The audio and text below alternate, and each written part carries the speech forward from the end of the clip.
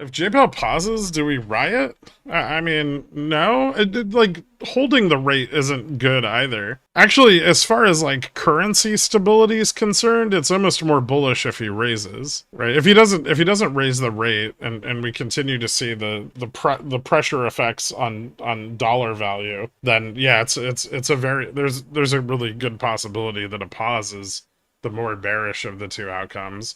If he raises rates, he opens up the currency exchange spread a little bit and kind of eases the risk there. But Japan can collapse it at any time from the other side of the trade. So, and remember through all of this, that's always kind of hanging over, that's kind of like hanging over everything, like a creepy uncle. And if you're wondering why would bulls de-risk here, that's probably a large part of it, because the risk in that trade is increasing exponentially. The longer time goes on and the current economic conditions persist, the higher Japan's inflation is likely to move, and the more likely they are to collapse the spread in the carry. It's better to start de-risking now. And you saw this in '07 leading into '08.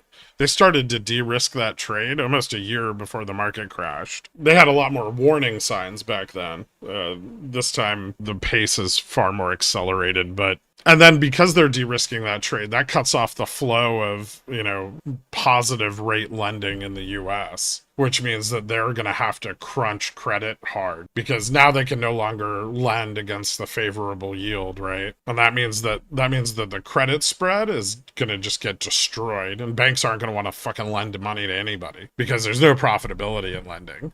Or rates have to skyrocket. One or the other. Do you think we lose the 4460 level? Looks like we are. Yeah. I'd imagine bears are going to get real attracted to this price action. It'd be a shame if Japan made an announcement tonight. It would be. I'm not ready for a crash yet. I mean, I'd make money, but I'd prefer if they waited a couple weeks or a month or two. Do you think Powell and Ueda speak often and wouldn't be caught off guard by Japan? I don't know how transparent BOJ is being.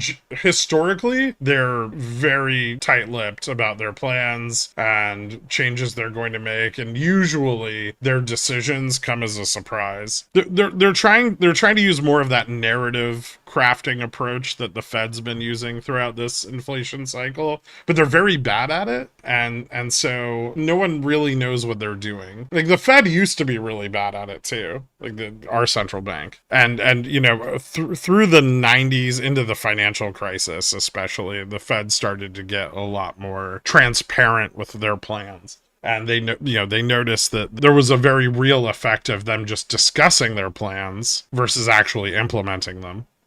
Because the market is forward-looking, supposedly, right? So Japan's trying to do that. They suck at it. They're still, very ambiguous, and they tend to disagree with their fiscal policy mainline, and that's super confusing. So yeah, I don't think we'd have a very clear picture of it. Culturally, talking about finance is kind of frowned upon in Japan, like finances is kind of frowned on in Japan. And then the idea of talking about your country's finances, especially if they're in shambles, probably very hard to do, from a cultural standpoint. So I think that's one of the reasons they're kind of tight-lipped. They haven't had the best economic conditions for the last 30 years because of this negative rate policy, but they're very stubborn about it, right? They had plenty of opportunities to shift to a more modern monetary policy and get some and stimulate their economy via inflation, and they've never done it. And mostly because a lot of Japan's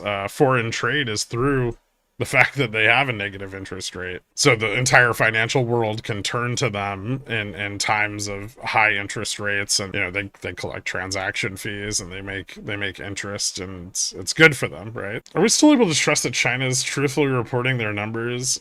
Probably not. I would just assume that they're worse than what we get. Yeah, they have been misreporting their youth unemployment. Well, supposedly. The Fed was very clear what they were doing. Some banks just didn't believe them. I mean, some banks didn't.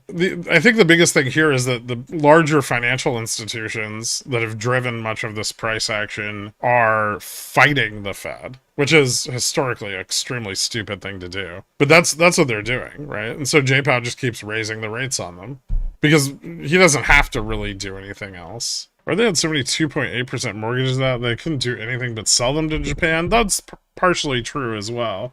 If you're sitting on a lot of like US duration at, 2 and 3%, Japan loves this shit because their interest rate's zero, right?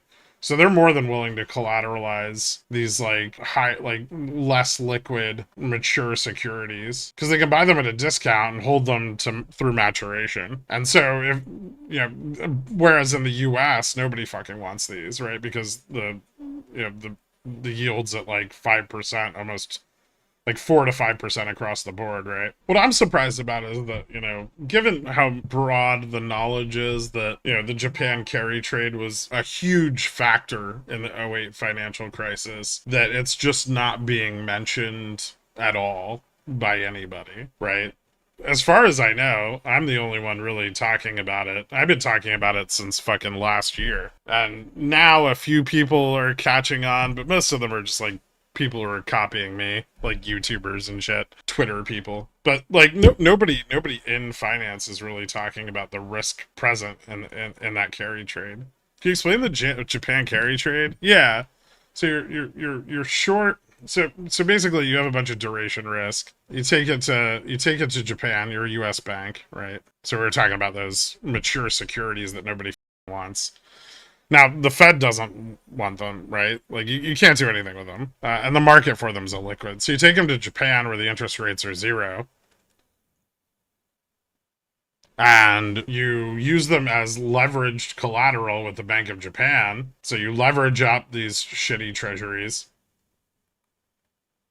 because you get margin, right? And then through U.S. subsidiaries, you can now lend the capital that you're getting from Bank of Japan at, let's say the mortgage rate, so like 7.27%.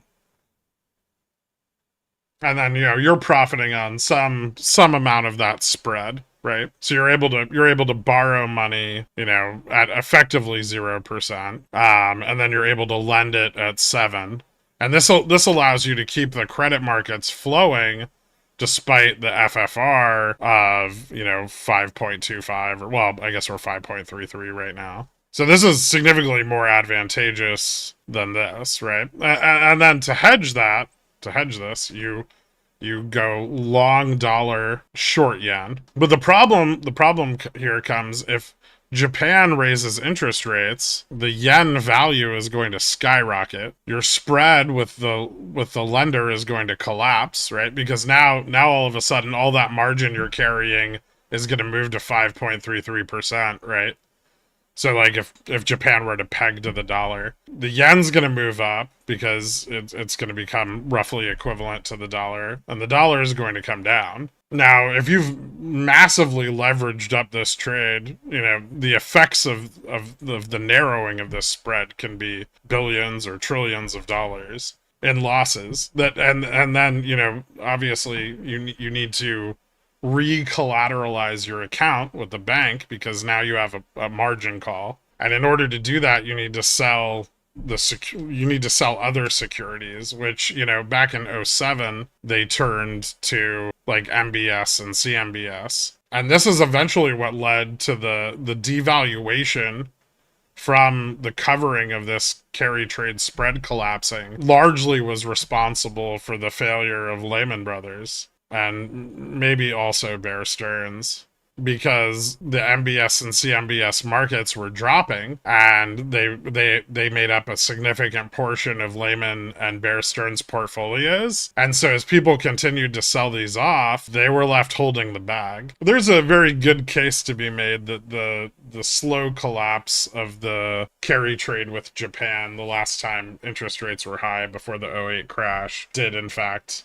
But in that instance, it was the U.S. that lowered rates, right? So we moved towards a zero rate policy, and so the spread collapsed from the U.S. dollar side versus the Japan side. Also, the spread wasn't nearly as wide as it is now. So because market participants are heavily incentivized to participate in that carry trade, right? That's a 5% or 533 basis point spread between the BOJ rate and the US rate, right?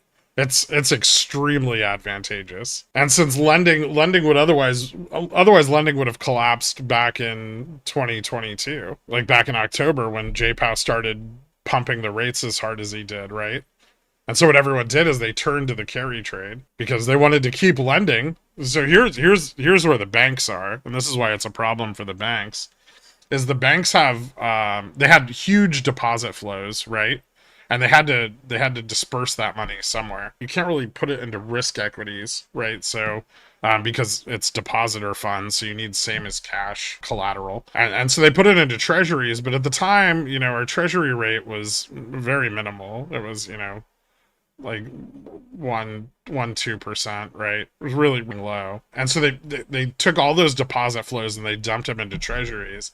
And then JPOW started raising rates, which then started to devalue all the T-bills that the banks bought, right? And he started moving them up really quick. And so every time JPOW moved those rates up, these mature securities that the banks had bought during the free money era post-COVID lost value. So as the yields go up, the value of the bond drops. And so to the point where, we got that regional bank collapse where, regional banks were no longer able to satisfy depositor withdrawals because they didn't have sufficient collateral. Now, this wasn't a problem for the big GSIB banks because they invest more heavily into MBS and CMBS and other products, and they have a lot more swap exposure and stuff, and so they're able to keep their balances much, much higher.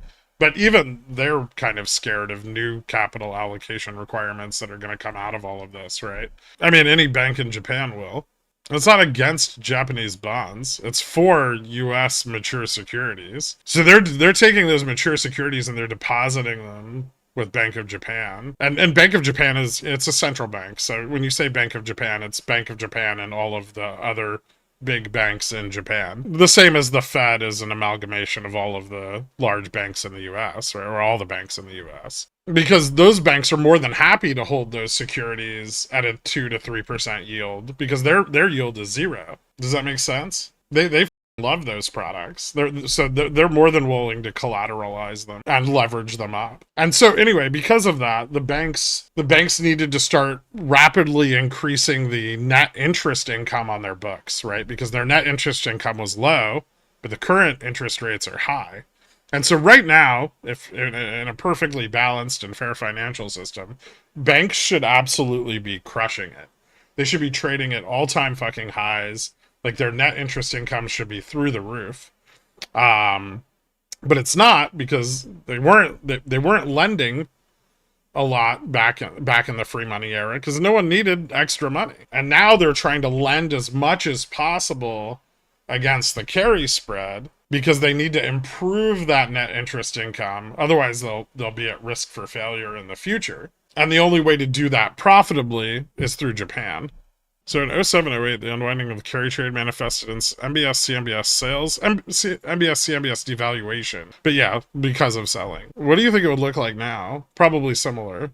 But the rate, the spread hasn't collapsed yet. So any decline right now is people moving in advance of the spread potentially collapsing, right, and trying to reduce risk. If the spread were to actually collapse, that's kind of like a nightmare scenario.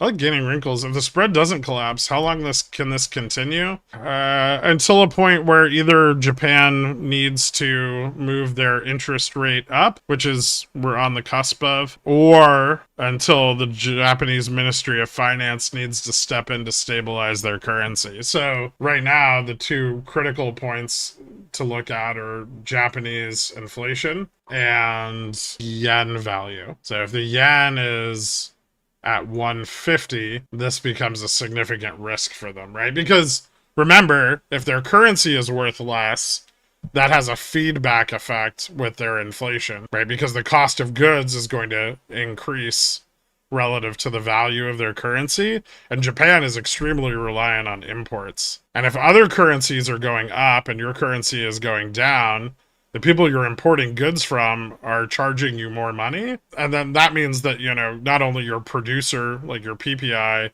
but your consumer-facing inflation are both going to rocket. And Japan knows this. They're aware of the risk that is present. And so they've come out and made some statements that they intend to move their monetary policy more in line with other major economies. But they haven't yet. They will have to. It's kind of inevitable unless the U.S. were to collapse the trade from the other side. So unless we like sustain a crash or something, and the Fed pulls back rates. Same risk for anybody in the carry trade though. All of this to say, now is a great time to buy Japanese knives directly from Japan. Probably a great time to visit Japan too. Well, the most likely course of action for Japan is to peg to the dollar, which means that all yen transactions would be transacted as if the yen were the dollar. And that would move their interest rate up in line with the Fed, which immediately puts the spread between the two at zero, right? But so then if the US pulled back, Japan would also pull back simultaneously.